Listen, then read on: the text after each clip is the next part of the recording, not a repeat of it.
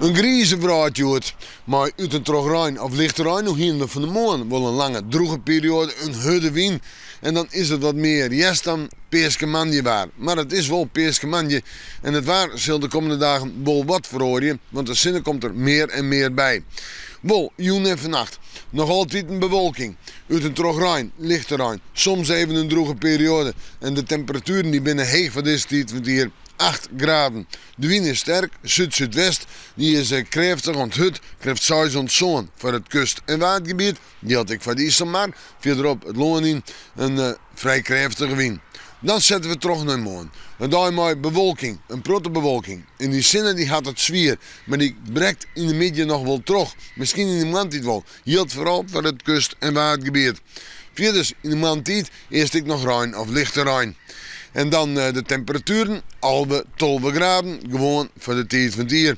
En de wind uit het zuidwesten waait, die is matig en krachtig, die houdt hem dus een beetje del. Maandje, een droge dag met zinnen, een maandje met een net al te sterke wind en een temperatuur om er bij de 12 graden heen. Dan krijg je het gevoel of is het echt maaitijd. En dan komt de tongetje erachteraan, met zinnen, met een bui, buiken.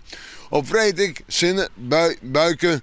Maar de temperaturen die rennen wat waarom. Op tongetje nog zo'n 11 graden en op vrijdag zo'n 10 graden. En dan is het toch koel voor de tijd van het dier.